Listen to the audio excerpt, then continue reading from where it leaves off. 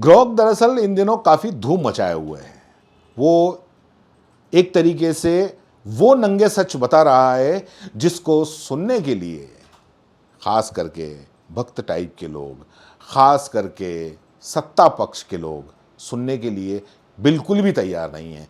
और लोग बाग क्योंकि सत्ता से सवाल पूछ नहीं सकते, लेकिन ग्रोक से ऐसे सवाल पूछ रहे हैं। और ग्रोक बेधड़क बेहिसाब वो सच बता रहा है जिसको सुनकर आपका दिमाग घूम जाएगा। लगातार सवालों का सिलसिला जारी है, लोग पूछ रहे हैं, जवाब भी आ रहे हैं।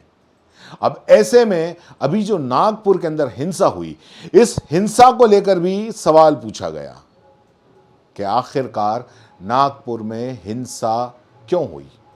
आपको पता ही होगा कि नागपुर के अंदर औरंगजेब के पुतले से उसको जलाने से नहीं हुई, बल्कि उस चादर को जलाने से ये हिंसा भड़की जिस पर कुरान की आयतें लिखी हुई थी।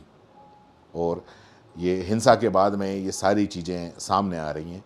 ये कहा जा रहा है कि इससे आस्था पर सीधे तरीके से हमला था और लोगों ने भी माना।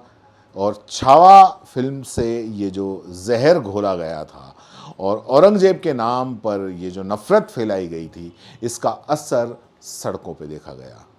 मीडिया में झूठी झूठी कहानियाँ पिछले कई दिनों से गढ़ी जा रही थी, दिखाया जा रहा था और सच नहीं दिखाया। और आखिरकार वो हुआ जिसका अंदेशा था। विश्व हिंदू परिषद और बजरंग दल ने औरंगजेब की कब्र को हटाने की मांग को लेकर प्रदर्शन किया। इस दौरान लोगों ने कब्र की चादर को जलाया जो कब्र पर डाली जाती है और उस पर कलमे और आयतें लिखी हुई थी।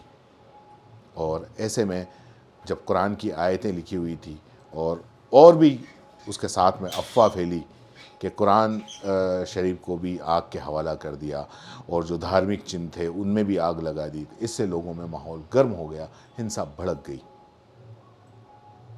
और अब ये सवाल कि नागपुर में हिंसा किसने करवाई या नागपुर में हिंसा का जिम्मेदार कौन है, ये सवाल ग्रोक से पूछा।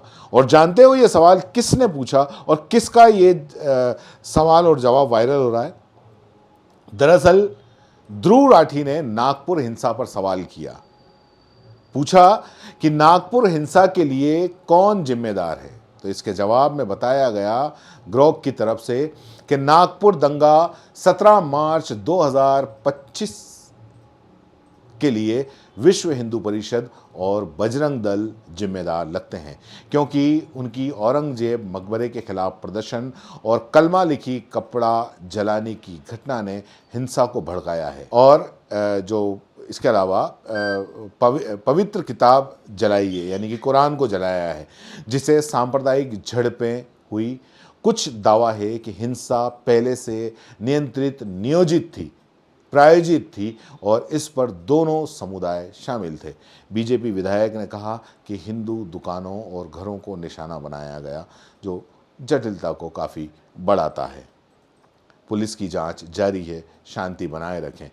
तो ये जवाब आया ध्रुव राठी के सवाल पर। लेकिन सवाल ये नहीं है कि बस्ती किसने जलाई, सवाल ये है कि इन लोगों के हाथ में ये ताकत किसने दी, इन लोगों के हाथ में ये तलवार किसने दी और किसके इशारे पर इन घरों को आग के हवाले कर दिया।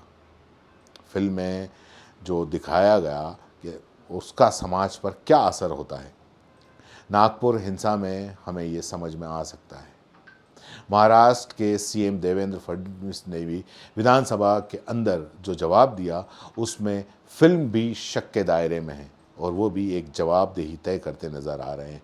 लेकिन सवाल ये है कि इस तरह की मन घड़ंत कहानियों पर फिल्म को इतिहास मानकर, उसका प्रोपेगेंडा चलाकर मीडिया ने जो पिछले कई दिनों से पूरे देश में जहर घोला था, उसका असर इस दंगे की शक्ल में सामने आया। तो क्या इस मीडिया को जिम्मेदार नहीं माना जाएगा? क्या उन नेताओं को जिम्मेदार नहीं माना जाएगा जिन्होंने औरंगजेब के नाम पर इतनी नफरत फैलाई और जिस तरह से औरंगजेब को कब्र से निकाल कर जिंदा करने की कोशिश की, उसका असर नागपुर में नजर आया। ये सारी की सारी इन नेताओं की करतूत है। अब देखना ये होगा कि इस दंगे के बाद भी क्या राजनेता इसे लेकर मीडिया या इन राजनेताओं में कुछ समझ आती है।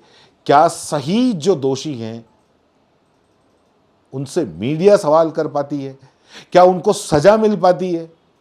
ये सारा के सारा देखेंगे, आपको बताते भी रहेंगे। धन्यवाद।